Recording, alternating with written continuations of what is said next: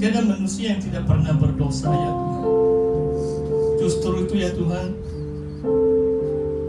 kami memohon pengampunan daripada-Mu.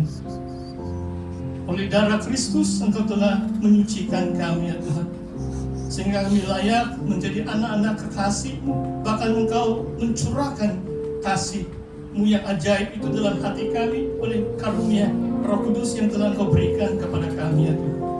Terima kasih ya Tuhan untuk kehadiran-Mu di tengah-tengah kami pagi hari ini. Kami siap untuk mendengarkan sabda firman-Mu. Pakailah hamba-Mu sebagai saluran berkat-Nya. Terima kasih ya Tuhan, dalam nama Yesus kami mengucap syukur dan berdoa. Amin. Silakan duduk. Terima kasih kepada tim pujian dan penyembahan. Selamat pagi semua. Puji Tuhan, kita sudah sampai bulan Februari. Cepat ini masa berlalu. Dan Ahad yang pertama kita juga akan merayakan atau memperingatkan akan kematian Tuhan Yesus kita melalui perjamuan kudus. Namun sebelum kita melaksanakan perjamuan kudus, saya ingin berkongsi firman Tuhan terlebih dahulu. Masih dalam seri khotbah 1 Korintus. Bagi kita yang baru kali pertama atau kali kedua datang di gereja ini, mungkin dari bulan April yang lalu, saya mulakan seri khotbah saya dari surat Paulus kepada jemaat di Korintus dari bab 1, dan hari ini kita sudah sampai bab yang ke-9. Mari kita lihat bersama-sama. Saya bacakan beberapa ayat-ayat pertama dengan tajuk hidup oleh Injil. Secara ringkas, atau hidup oleh pemberitaan Injil. Saya baca 1 Korintus 9 dari ayat 1. Bukankah aku rasul? Bukankah aku orang bebas? Bukankah aku telah melihat Yesus Tuhan kita? Bukankah kamu adalah buah pekerjaanku dalam Tuhan?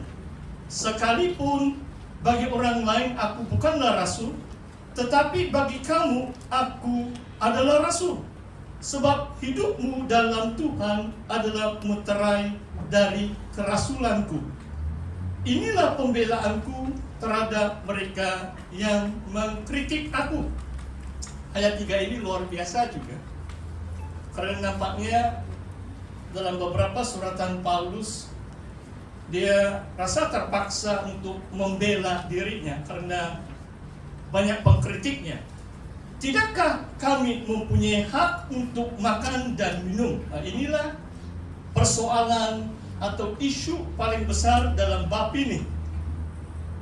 Tidakkah rasul-rasul atau hamba-hamba Tuhan mempunyai hak untuk makan dan minum? Tidakkah kami mempunyai hak untuk membawa seorang istri Kristen, maksudnya istri yang percaya Tuhan Yesus, dalam perjalanan kami, seperti yang dilakukan rasul-rasul lain dan saudara-saudara Tuhan dan Kefas, yaitu Petrus? Atau hanya aku dan Barnabas sajakah yang tidak mempunyai hak untuk dibebaskan dari pekerjaan tangan? Siapakah yang pernah turut dalam peperangan atas biayanya sendiri? Siapakah yang menanam kebun anggur dan tidak memakan buahnya? Atau siapakah yang menggembalakan kawanan domba dan tidak minum susu domba itu? Apa yang dikatakan ini bukanlah hanya pikiran manusia saja. Bukankah hukum Taurat juga berkata-kata demikian? Sebab dalam hukum Musa ada tertulis, janganlah engkau memberangus mulut lembu yang sedang mengirik. Lembukah yang Allah perhatikan? Atau kitakah yang Ia maksudkan? Kita di sini adalah hamba-hamba Tuhan yang melayani.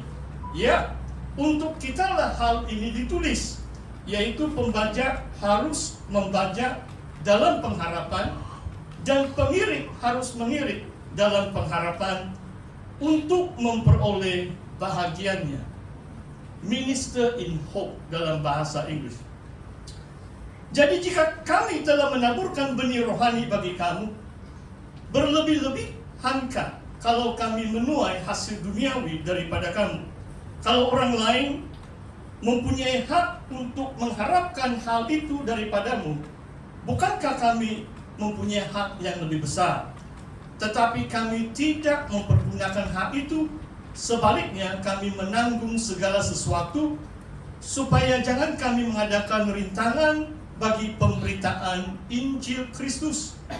Tidak tahukah kamu bahwa mereka yang melayani dalam tempat kudus mendapat penghidupannya dari tempat kudus itu, dan bahwa mereka yang melayani mezbah mendapat bahagian mereka dari mezbah itu. Demikian pula Tuhan telah menetapkan bahwa mereka yang memberitakan Injil harus hidup dari pemberitaan Injil itu. Mereka yang memberitakan Injil harus hidup dari pemberitaan Injil itu. Hidup oleh Injil. Saudara, saya ada menyediakan beberapa slide. Saya berhenti pembacaan pada ayat 14. Sebenarnya ini satu bab yang panjang.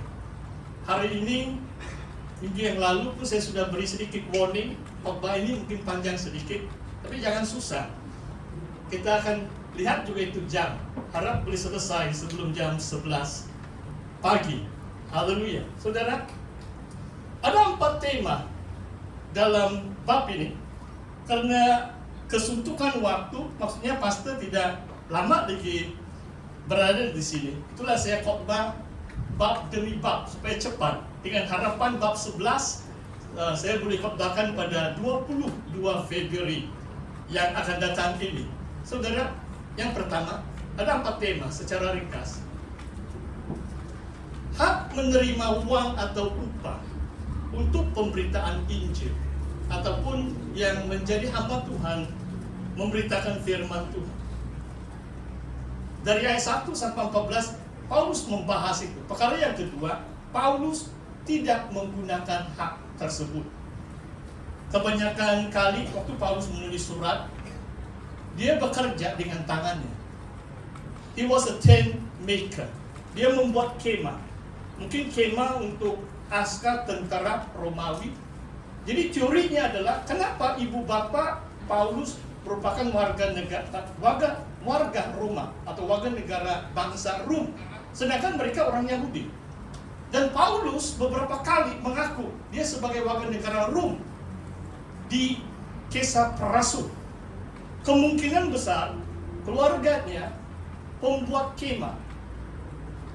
Kerajaan Romawi, mana-mana mereka menempatkan askar tentara mereka. Jadi pembuat kemah adalah di antara pekerjaan yang paling penting, sebab askar itu perlu berkemah. Kalau mereka pergi perang, mereka bukan bawa itu katil yang besar-besar, mereka bawa kemah saja. Di hutan, di ladang, di mana-mana mereka berkemah waktu mereka di medan peperangan.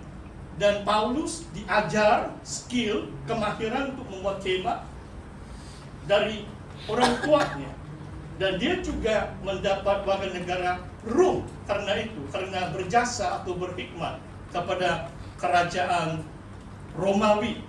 Saudara, saya kembali kepada bab yang ke-9 ini, teruskan. Nomor 3 adalah pendekatan pelayanan Paulus. Itu ayat sudah tertulis di situ. Dan tema yang keempat terakhir adalah Paulus mempunyai satu visi yang jelas. Dia berlari dengan tujuan. Dia tidak meninju atau meninju tanpa tujuan, atau boxing in the air, kata Paulus. Saudara, kembali kepada poin yang pertama. Teruskan slide lah. Saya minta supaya kamu pasang saya slide. Saudara, ini soal biaya seorang hamba Tuhan. Paulus mengatakan bahwa rasul-rasul yang lain yang berkeluarga, termasuk Petrus, pemimpin di atas 12 rasul pertama Tuhan Yesus, dia memiliki keluarga. Nampaknya saraan hidup, biaya hidup, nafkah hidup mereka ditajar penuh oleh jemaah. Itu Paulus katakan, adakah saya dan Barnabas saja yang perlu bekerja dengan tangan? Jawabannya adalah tidak. Jemaah bertanggung jawab untuk memberi uang atau upah kepada pekerja di kalangan kita. Dan Paulus merujuk, nanti kita lihat dalam Timotius, dalam Lukas 10 ayat 7, Yesus sendiri mengatakan seorang pekerja patut atau layak menerima upahnya. A worker is worthy of his wages, dalam bahasa Inggris.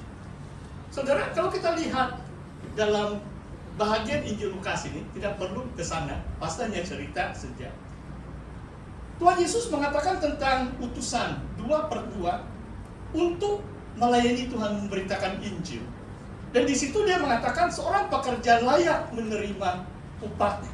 Perkataan upah di sini, mistos dalam bahasa Yunani-nya adalah perkataan yang biasa, yang biasa-biasa digunakan dalam budaya orang Yunani atau bahasa Yunani, yang artinya adalah upah atau gaji.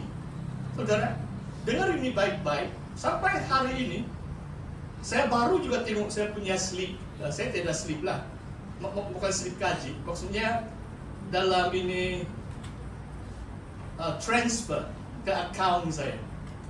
Saya baru perhatikan bahwa istilah yang digunakan di situ adalah allowance untuk pastor.